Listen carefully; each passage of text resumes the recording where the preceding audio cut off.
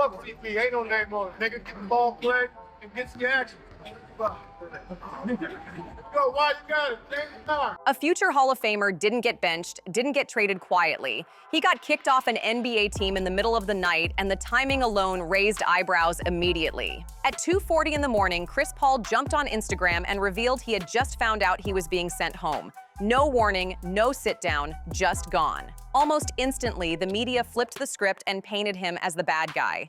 They labeled him difficult, a so-called locker room lawyer, too loud, too intense, too much for the Clippers to deal with. But here's the part nobody wanted to touch. Video footage later surfaced that told a completely different story. And once you actually see what Chris Paul was calling out on the court, the Clippers' decision starts to look way less innocent. He wasn't stirring chaos, he was exposing it, and that made a lot of people in that building extremely uncomfortable. The official story sounds clean and convenient. The Clippers were off to a rough start, tension was high, and Chris Paul started doing what elite leaders do. He held teammates accountable, he questioned coaching decisions, he challenged effort, and called out lapses in real time. According to the front office, that energy was too much.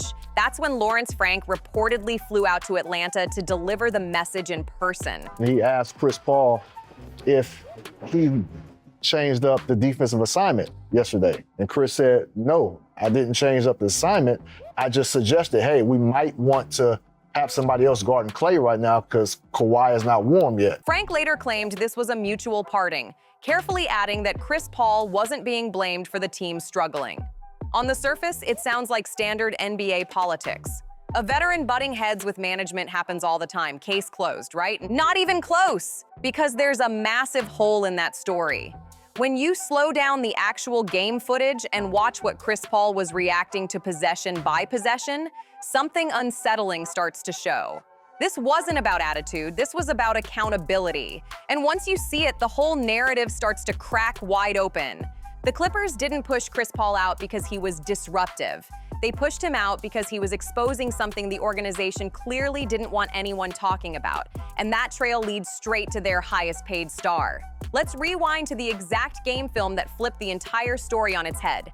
A matchup against the Cleveland Cavaliers that said way more than any press release ever could. The Clippers were down 13 in the fourth quarter, bleeding momentum, while Donovan Mitchell was slicing them up possession after possession. They needed urgency. They needed leadership. And that's when things got uncomfortable for everyone watching. Chris Paul, a 40-year-old veteran with nothing left to prove, stepped up and took the Mitchell assignment himself. No hiding, no pointing fingers, just action. Think about that for a second. This is the same guy critics say is washed, too slow, past his prime, legs gone, career on the back nine. Yet there he was, fighting over screens, staying locked in, giving full effort like the season depended on it. Meanwhile, on the other end, Kawhi Leonard's body language was telling a completely different story. After a Clippers basket, Cleveland ran a textbook veteran move. Darius Garland let the ball roll up the floor untouched. When that happens, the game clock keeps ticking while the shot clock stays frozen. It's a clean way to drain time when you're ahead, and every serious player knows it. Chris Paul clocked it instantly and started yelling, waving, telling his teammates to get up and apply pressure right now. But Kawhi, he casually jogged back like it was a preseason run-through. No urgency, no reaction. Garland rolled that ball all the way into the front court without a single body near him. By the time anyone even thought about stepping up, Cleveland had burned 16 full seconds off the clock for free. Then it got worse. Garland drove, collapsed the defense, kicked it out, and the Cavaliers splashed a three. From start to finish, Cleveland wasted over 30 seconds and scored, all because the Clippers didn't hustle back. Chris Paul saw it, called it out, and reacted like a leader is supposed to. And what happened right after that sequence is exactly where the real tension exploded, because accountability had just gone public, and not everyone in that building was ready for that kind of mirror. The very next possession exposed the same problem all over again.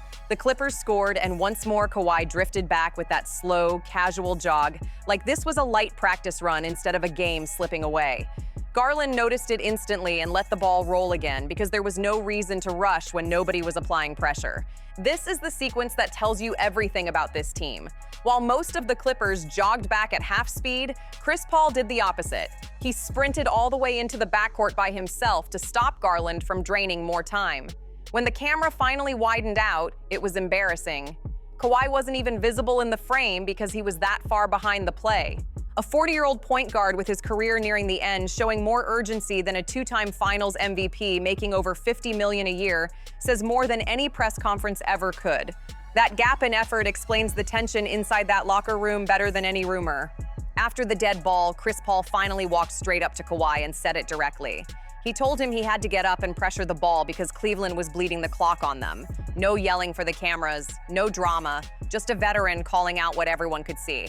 On the next possession, Kawhi finally hustled up and pressured the ball handler, and that raises the obvious question nobody wants to answer. If Chris Paul doesn't speak up there, does Kawhi keep jogging the rest of the night? And does anyone else on that roster have the courage to check him? Based on everything we've seen, probably not. That right there is the real issue with the Los Angeles Clippers. And now it's time to address the elephant in the room, Kawhi Leonard's defensive reputation, and whether it still matches reality. Yes, Kawhi has 2 Defensive Player of the Year awards from his San Antonio days. Back then, the Spurs put him on everyone. LeBron, Durant, whoever needed to be slowed down. What most fans don't realize is that NBA reputations last way longer than actual performance. Once you get labeled elite, people assume you're still that guy forever. The reality looks different. Kawhi hasn't made an all-defensive team since 2021, and his defensive rating last season was the worst of his career. Watching the games instead of the box scores shows the effort slipping year by year. He's become an offense-first player who coasts defensively, protected by an old reputation. And that's exactly what Chris Paul exposed on the floor. Kawhi's scoring is still elite, nobody's denying that. But the idea that he's some dominant two-way force no longer holds up when you actually watch the games. When Chris Paul pointed that out when he tried to hold the so-called leader of the team accountable, the organization flipped on him. Silencing the messenger turned out to be a lot easier than dealing with the message itself. What really sped up Chris Paul's exit was a direct clash with the coaching staff during a loss to the Dallas Mavericks. Kawhi Leonard was clearly struggling on defense against Klay Thompson after checking back into the game following a long rest period. He wasn't warmed up, his legs weren't there, and he couldn't stay in front of his assignment. During a fourth-quarter timeout, Chris Paul walked over and asked a simple, reasonable question. Did you feel fresh enough right now, and can you stay with Klay? Kawhi admitted he was struggling. That's when Paul suggested something any high IQ veteran would suggest. Maybe switch the matchup temporarily until Kawhi got his legs back under him. The adjustment made complete sense. It was a smart situational move meant to stop the bleeding and give the team a better chance to win. The Clippers actually made the switch. And that's when everything quietly went sideways.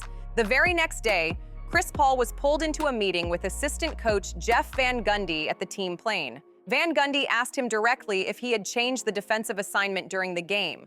Paul explained he hadn't officially changed anything. He only suggested that someone else guard Klay until Kawhi was ready to take over. Van Gundy's response was ice cold. He told Paul that while he may have had leeway to make those kinds of suggestions in other organizations, he did not have that leeway in Los Angeles. Let that sink in for a second. A 12-time All-Star, over 20 years in the league, one of the highest basketball IQs in the building. Being told he didn't have permission to offer common sense adjustments in a game they were losing. Shortly after, Chris Paul posted a cryptic message on social media, just a screenshot of the dictionary definition of the word leeway, with no caption at all. Now it finally makes sense. What makes this situation even more revealing is what happened after Chris Paul was sent home. James Harden and Kawhi Leonard both went to the media acting shocked, claiming they had no idea the move was coming. According to multiple reports, that wasn't true. Sources say both Harden and Leonard had grown tired of Paul's constant accountability.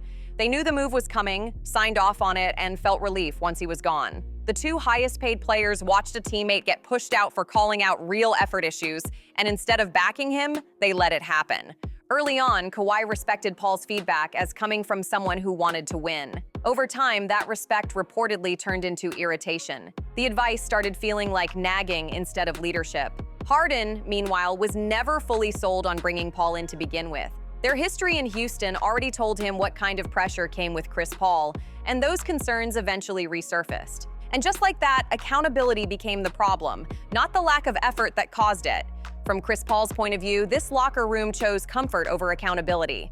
The 2 franchise cornerstones wanted peace, not pressure. They preferred a quiet environment over someone pushing them to be better, and the organization backed that choice fully. When you zoom out, it becomes obvious this stopped being just about Chris Paul a long time ago. There's a deeper cultural problem eating away at the Los Angeles Clippers from the inside. Look at the timing.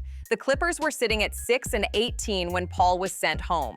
They had lost 8 of their last 10 games. They ranked 25th in defensive rating and 19th in offensive rating. By every measurable standard, this team was failing badly. And when the one person willing to demand more finally spoke up, he became the one removed from the equation. Nobody else in that locker room was going to hold Kawhi Leonard accountable. Everyone else is chasing their next contract, trying to extend their career, trying not to rock the boat. Getting labeled as difficult in today's NBA can cost you years of job security.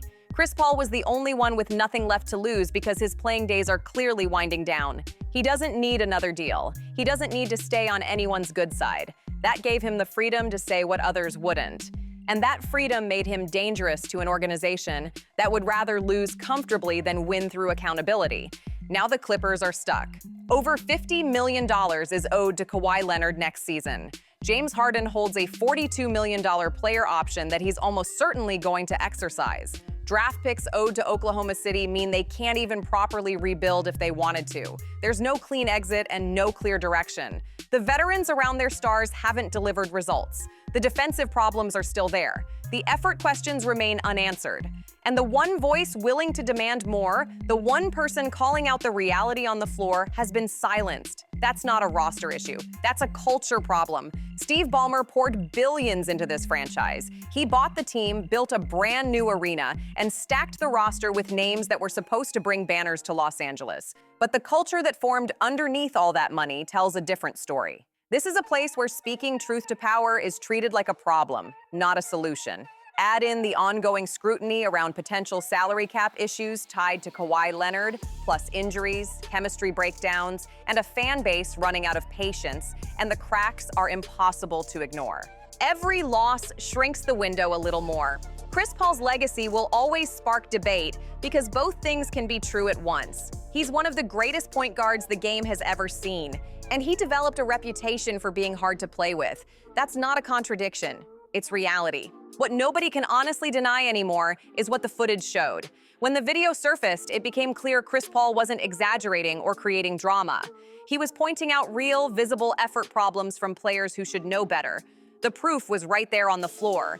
Sometimes the so-called difficult person in the room isn't difficult at all. Sometimes they're just the only one willing to say what everyone else is thinking, but too scared to say out loud. Chris Paul walked out of that building with receipts. And now the rest of the world sees exactly what he saw. The real question is whether the Clippers will ever address it. And based on everything we've seen, that would require uncomfortable conversations with the people making the most money. Conversations this organization clearly doesn't want to have. So they'll keep losing, they'll keep making excuses, and they'll keep wondering why nothing ever clicks. Meanwhile, a 40-year-old point guard with his career winding down showed more urgency, pride, and hunger to win than players making 10 times his salary. And honestly, that tells you everything you need to know about what's really broken in Los Angeles. If you want more breakdowns like this, make sure you like the video, subscribe to the channel, and stay locked in because this story isn't over yet.